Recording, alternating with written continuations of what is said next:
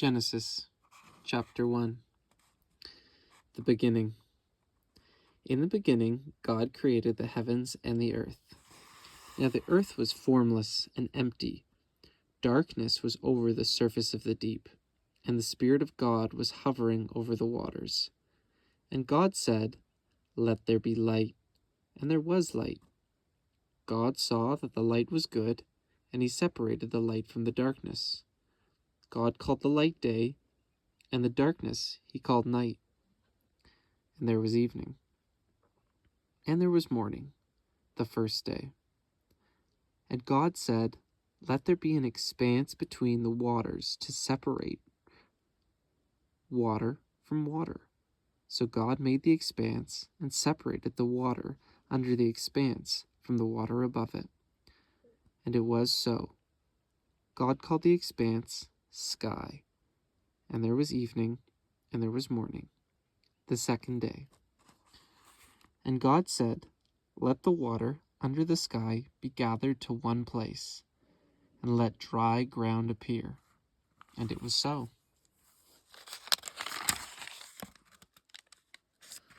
God called the dry ground land, and the gathered waters he called seas. And God saw that it was good.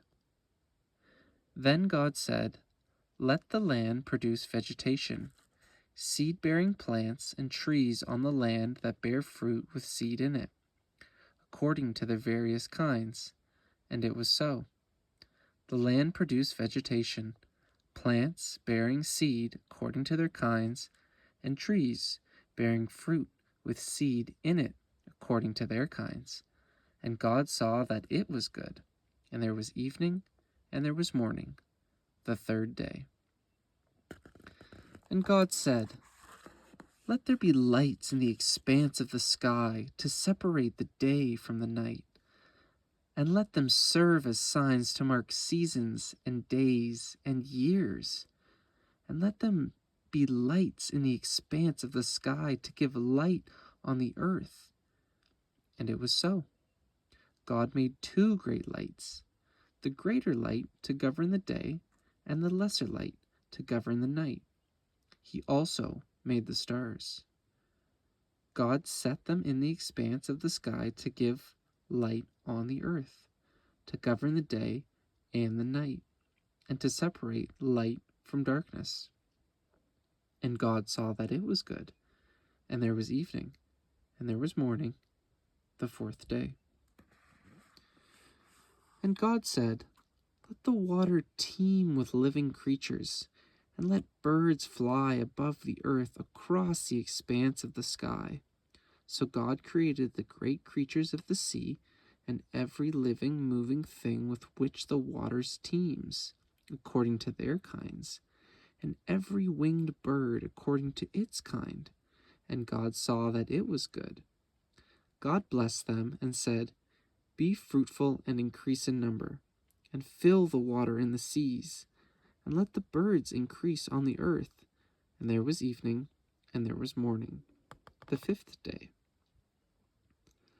And God said, "Let the land produce living creatures according to their kinds, livestock, creatures that move along the ground, and wild animals, each according to its kind." And it was so. God made the wild animals according to their kinds, the livestock according to their kinds, and all the creatures that move along the ground according to their kinds. And God saw that it was good. Then God said, "Let us make man in our image, in our likeness, and let them rule over the fish of the sea and the birds of the air, over the livestock, over all the earth, and over all the creatures that move along the ground." So God created man in his own image. In the image of God, he created him. Male and female, he created them. God blessed them and said to them, "Be fruitful and increase in number. Fill the earth and subdue it. Rule over the fish of the sea and the birds of the air, and over every living creature that moves on the ground." Then God said, I give you every seed-bearing plant on the face of the whole earth, and every tree that has fruit with seed in it. They will be yours for food. And to all the beasts of the earth, and all the birds of the air, and all the creatures that move on the ground, everything that has breath in it, I give every green plant for food. And it was so. God saw all that he had made, and it was very good.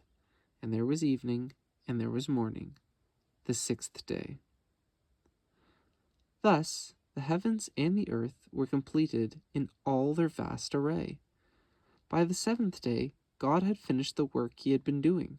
So on the seventh day he rested from all his work, and God blessed the seventh day and made it holy, because on it he rested from all the work of creating that he had done. Adam and Eve. This is the account of the heavens and the earth when they were created. When the Lord God made the earth and the heavens, and no shrub of the field had yet appeared on the earth, and no plant of the field had yet sprung up, for the Lord God had not sent rain on the earth, there was no man to work the ground, but streams came up from the earth and watered the whole surface of the ground. The Lord God formed the man from the dust of the ground, and breathed into his nostrils the breath of life, and the man became a living being. Now the Lord God had planted a garden in the east in Eden, and there he put the man he had formed. And the Lord God made all kinds of trees grow out of the ground, trees that were pleasing to the eye and good for food. In the middle of the garden there were the tree of life and the tree of knowledge of good and evil. A river watering the garden flowed from Eden, and there it was separated into 4 headwaters. The name of the first is Pison. It winds through the entire land of Havilah, where there is gold. The gold of that land is good. Aromatic resin and onyx are also there. The name of the second river is the Gihon. It winds through the entire land of Cush. The name of the third river is the Tigris. It runs along the east side of the Asher. And the fourth river is the Euphrates. The Lord God took the man and put him in the Garden of Eden to work it and take care of it. And the Lord God commanded the man, "You are free to eat from any tree in the garden, but you must not eat from the tree of the knowledge of good and evil, for when you eat of it, you will surely die." The Lord God said, "It is not good for the man to be alone. I will make a helper suitable for him." Now the Lord God had formed out of the ground all the beasts of the field and all the birds of the air. He brought them to the man to see what he would name them. And whatever the man called each living creature, that was its name. So the man gave names to all the livestock, the birds of the air, and the beasts of the field. But for Adam, no suitable helper was found. So the Lord God caused the man to fall into a deep sleep. And while he was sleeping, he took one of the man's ribs and closed up the place with flesh. Then the Lord God made a woman from the rib he had taken out of the man, and he brought her to the man. The man said, "This is now bone of my bones and flesh of my flesh. She shall be called woman, for she was taken out of man. For this reason, a man will leave his father and mother and be united to his wife, and they will become one flesh." The man and his wife were both naked, and they felt no shame. Chapter 3. The Fall of Man. Now the serpent was more crafty than any of the wild animals the Lord God had made. He said to the woman, "Did God really say you must not eat from any tree in the garden?" The woman said to the serpent, "We may eat fruit from the trees in the garden, but God did say, 'You must not eat fruit from the tree that is in the middle of the garden, and you must not touch it, or you will die.'" "You will not surely die," the serpent said to the woman, "for God knows that when you eat of it, your eyes will be opened, and you will be like God, knowing good and evil." When the woman saw that the fruit of the tree was good for food and pleasing to the eye, and also desirable for gaining wisdom, she took some and ate it. She also gave some to her husband, who was with her, and he ate it. Then the eyes of both of them were opened, and they realized they were naked. So they sewed fig leaves together and made coverings for themselves. Then the man and his wife heard the sound of the Lord God as he was coming in the garden in the cool of the day, and they hid from the Lord God among the trees of the garden. But the Lord God called to the man, "Where are you?" He answered, "I heard you in the garden, and I was afraid, because I was naked, so I hid." And he said, "Who told you that you were naked? Have you eaten from the tree that I commanded you not to eat from?" The man said, "The woman you put here with me, she gave me some fruit from the tree, and I ate it." Then the Lord God said to the woman, "What is this you have done?" The woman said, "The serpent deceived me, and I ate it." So the Lord God said to the serpent, "Because you have done this, cursed are you above all the livestock and all the wild animals. You will crawl on your belly. You will eat dust all the days of your life, and I will put enmity between you and the woman, and between your offspring and hers. He will crush your head, and you will strike his heel." To the woman he said, "I will greatly increase your pains in childbearing. With pain you will give birth to children.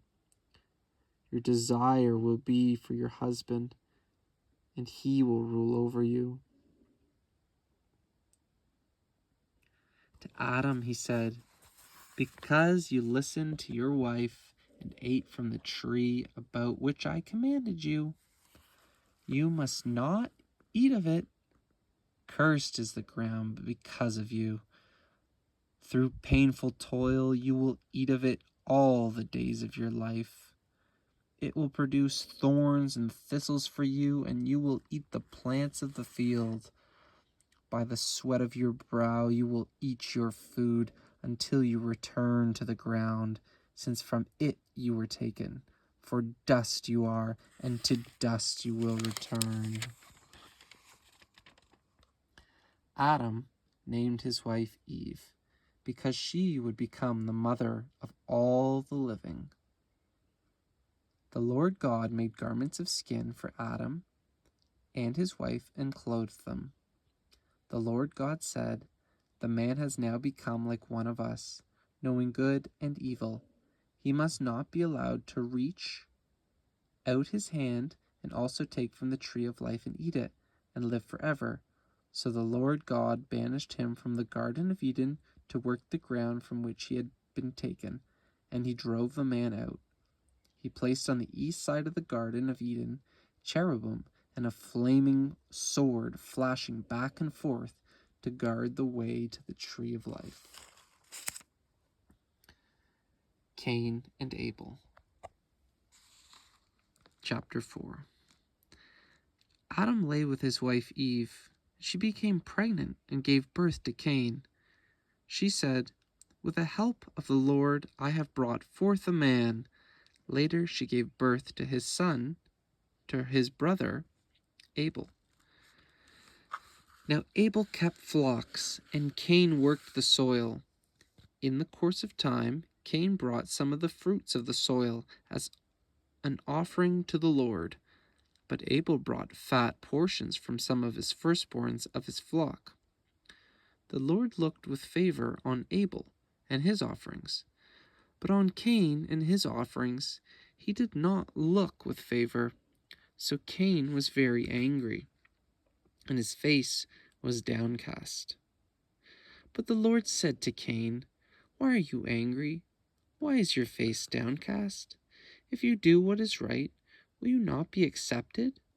But if you do not do what is right, sin is crouching at your door. It desires to have you, but you must master it." Now Cain said to his brother Abel, "Let's go out to the field." And while they were in the field, Cain attacked his brother Abel and killed him. Then the Lord said to Cain, "Where is your brother Abel?" "I don't know," he replied. "Am I my brother's keeper?" The Lord said, "What have you done? Listen, your brother's blood cries out to me from the ground. Now you are under a curse and driven from the ground, which opened its mouth to receive your brother's blood from your hand. When you work the ground, it will no longer yield its crops for you. You will be a restless wanderer on earth." Cain said to the Lord, "My punishment is more than I can bear. Today you are driving me from the land, and I will be hidden from your presence. I will be a restless wanderer on the earth, and whoever finds me will kill me." But the Lord said to him, "Not so. If anyone kills Cain, he will suffer vengeance 7 times over." Then the Lord put a mark on Cain, so that no one who found him would kill him. So Cain went out from the Lord's presence and lived in the land of Nod, east of Eden. Cain lay with his wife, and she became pregnant and gave birth to Enoch. Cain was then building a city, and he named it after his son Enoch. To Enoch was born Irad, and Irad was the father of Mehujael, and Mehujael was the father of Methusiel, and Methusiel was the father of Lamech. Lamech married 2 women, one named Ada and the other Zillah. Ada gave birth to Jabal. He was the father of those who live in tents and raise livestock. His brother's name was Jubal. He was the father of all who play the harp and flute. Zillah also had a son, Tubal-Cain, who forged all kinds of tools out of bronze and iron. Tubal-Cain's sister was Lamech. Lamech said to his wives, "Ada and Zillah, listen to me. Wives of Lamech, hear my words. I have killed a man for wounding me, a young man for injuring me. If Cain is avenged 7 times, then Lamech 77 times." Adam lay with his wife again, and she gave birth to a son and named him Seth, saying, "God has granted me another child in place of Abel, since Cain killed him." Seth also had a son, and he named him Enosh. At that time, men began to call on the name of the Lord. Chapter 5. From Adam to Noah. This is the written account of Adam's line. When God created man, he made in the likeness of God. He created them male and female and blessed them. And when they were created, he called them man. When Adam had lived 130 years, he had a son in his own likeness, in his own image, and he named him Seth.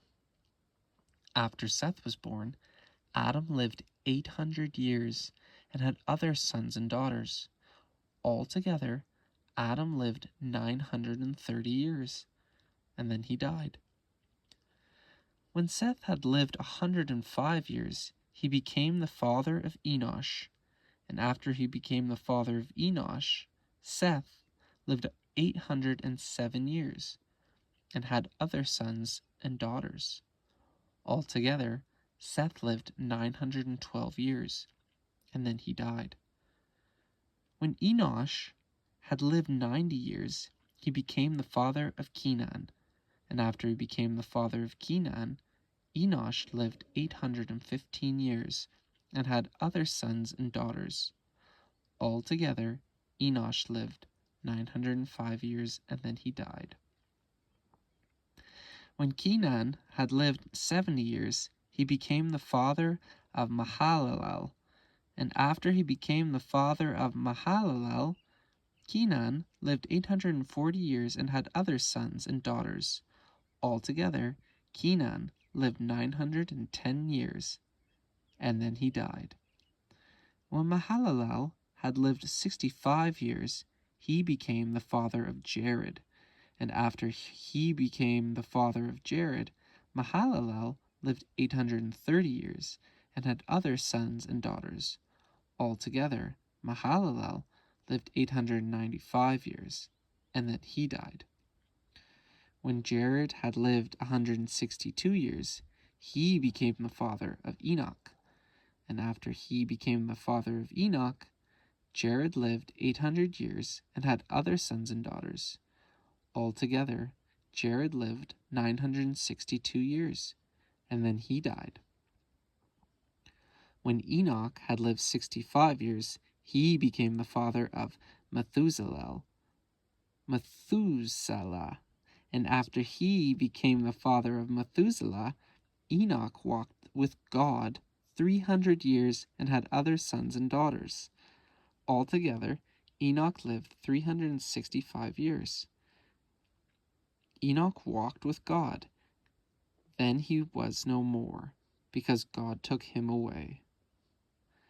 When Methuselah had lived 187 years, he became the father of Lamech. And after he became the father of Lamech, Methuselah lived 782 years and had other sons and daughters. Altogether, Methuselah lived 969 years, and then he died. When Lamech had lived 182 years, he had a son. He named him Noah, and said, "He will comfort us in the labor and painful toils of our hands, caused by the ground the Lord has cursed." After Noah was born, Lamech lived 595 years and had other sons and daughters. Altogether, Lamech lived 777 years, and then he died. After Noah was 500 years old, he became the father of Shem, Ham, and Japheth. Genesis chapter 6. The Flood.